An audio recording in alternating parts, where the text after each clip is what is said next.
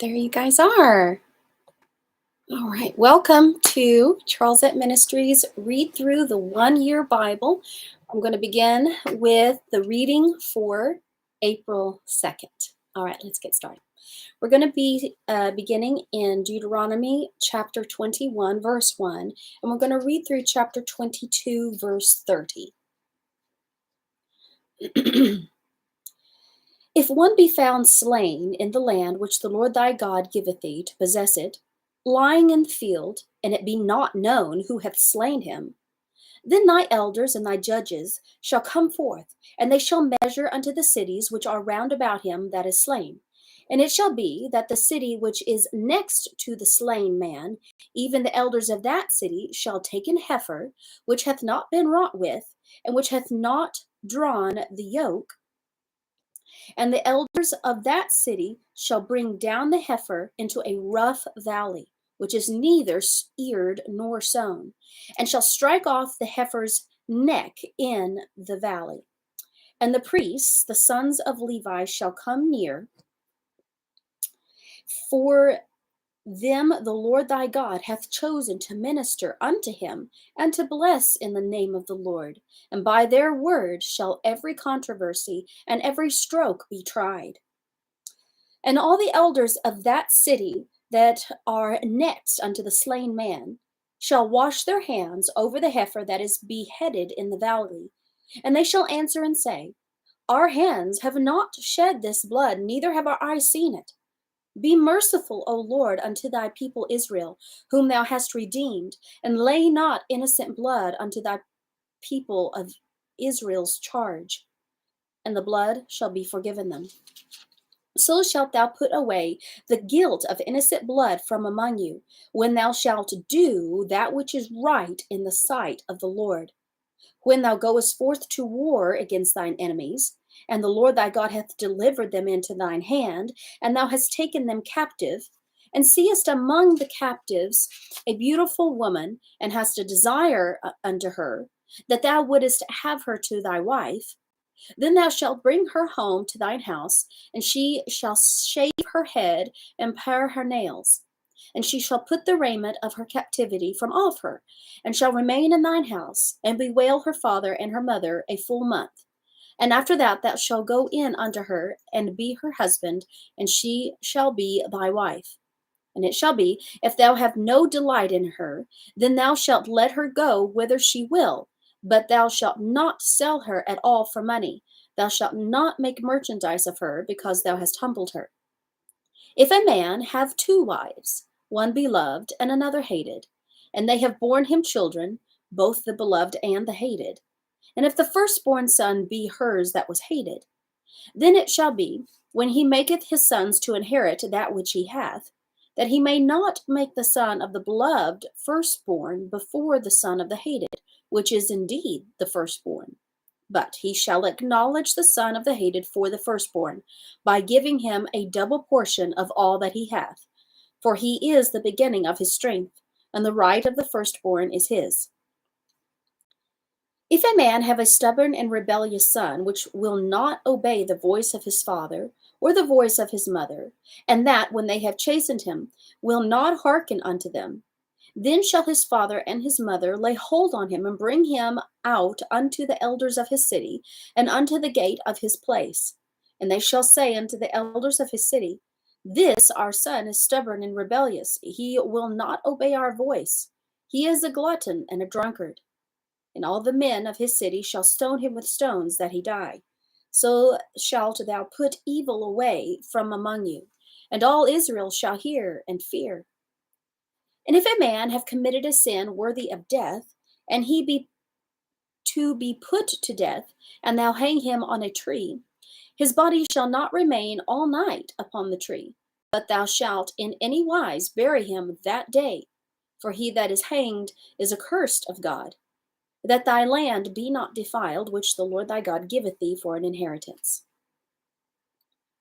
Thou shalt not see thy brother's ox or his sheep go astray, and hide thyself from them. Thou shalt in any case bring them again unto thy brother.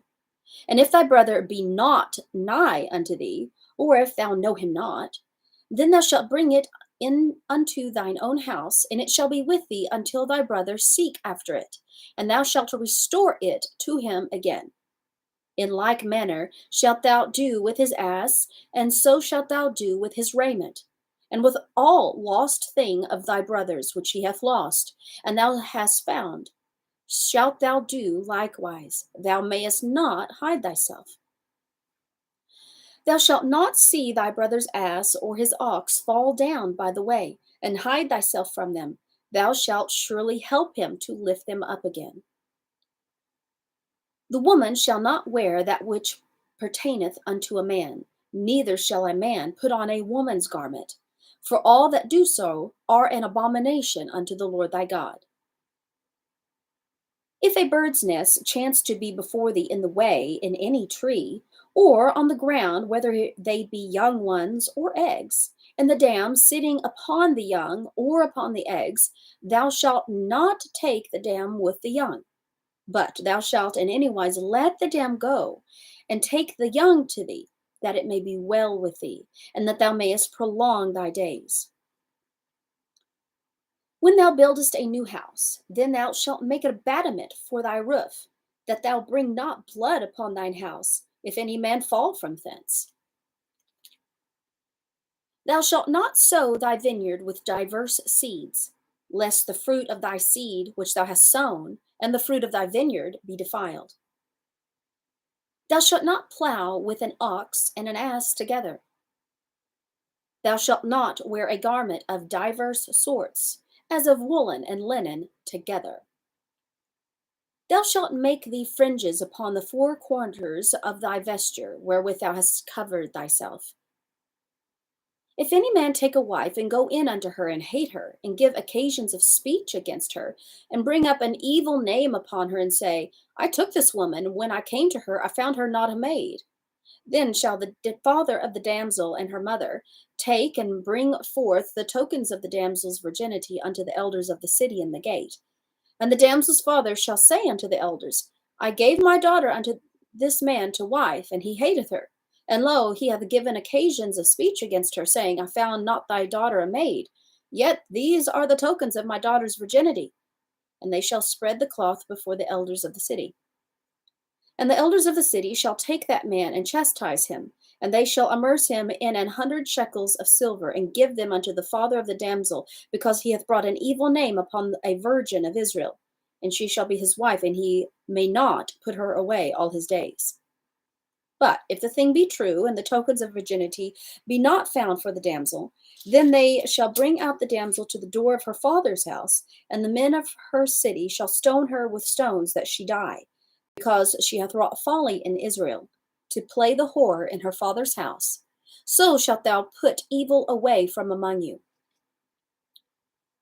If a man be found lying with a woman married to an husband, then they shall both of them die, both the man that lie with the woman and the woman. So shalt thou put away evil from Israel. If a damsel that is a virgin betrothed to an husband, and the man find her in the city and lie with her, then ye shall bring them both out unto the gate of the city, and ye shall stone them with stones that they die. The damsel, because she cried not, being in the city, and the man, because he hath humbled his neighbor's wife. So thou shalt put away evil from among you. But if a man find a betrothed damsel in the field, and the man force her and lie with her, and then the man only that lay with her shall die. But unto the damsel thou shalt do nothing. There is in the damsel no sin worthy of death. For as when a man riseth against his neighbor and slayeth him, even so is this matter. For he found her in the field, and the betrothed damsel cried, and there was none to save her. If a man find a damsel that is a virgin, which is not betrothed, and lay hold on her and lie with her, and they be found, then the man that lay with her shall give unto the damsel's father 50 shekels of silver, and she shall be his wife, because he hath humbled her, and he may not put her away all his days. A man shall not take his father's wife, nor discover his father's skirt. All right, now we're going to go to the book of Luke, chapter 9, verse 51, and we're going to read through chapter 10, verse 12.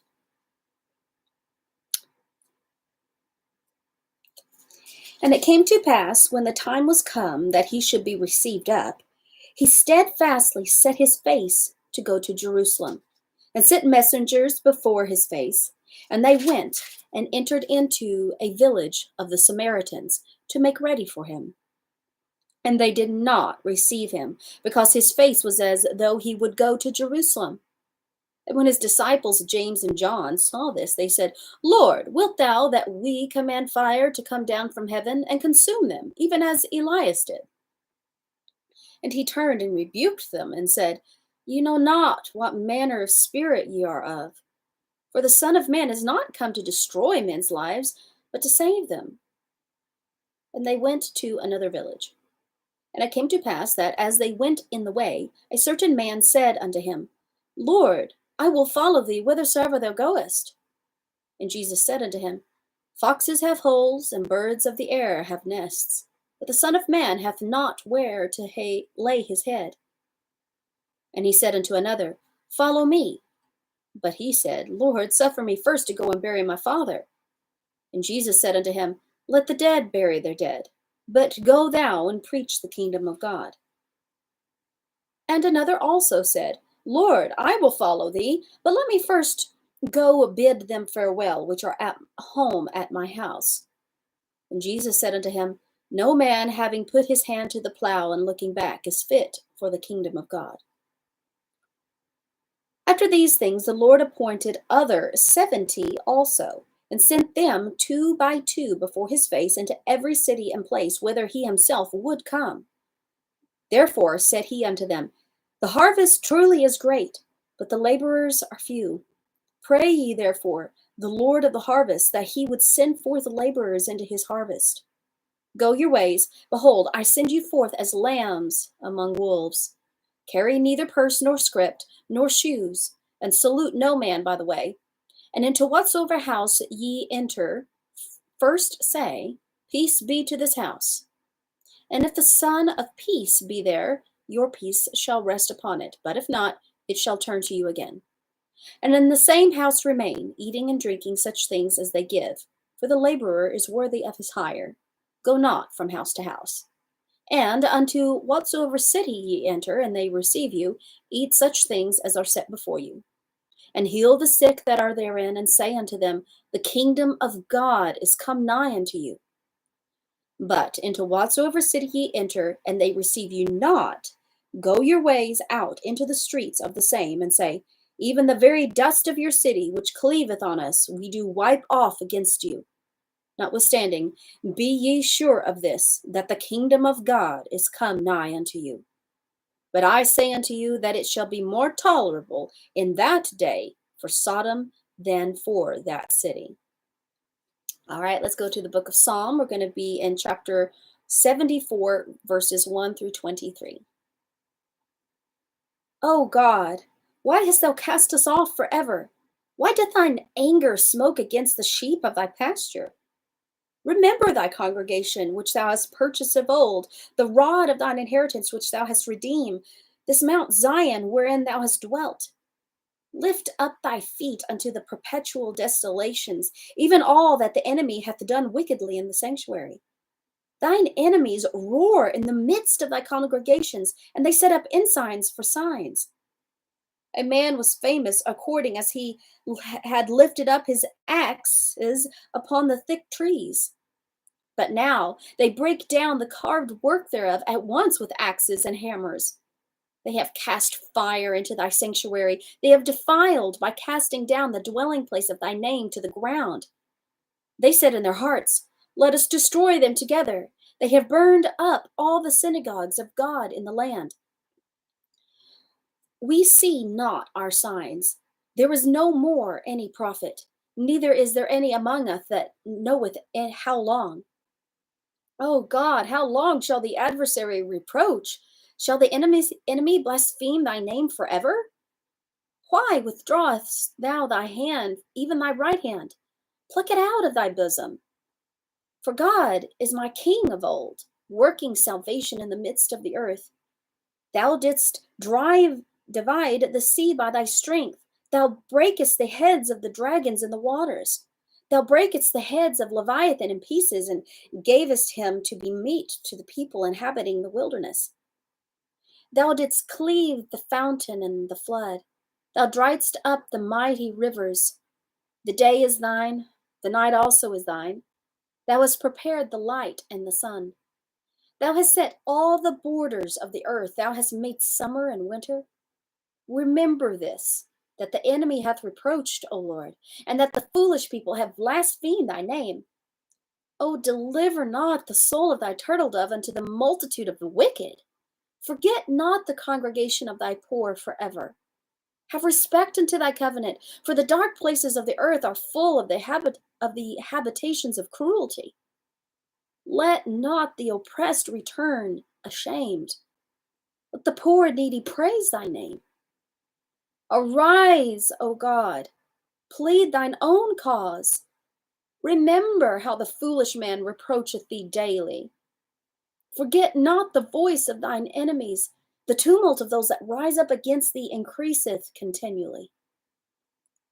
All right, let's finish up in Proverbs. We're going to be reading chapter 12, verse 11. He that tilleth his land shall be satisfied with bread, but he that followeth vain persons is void of understanding.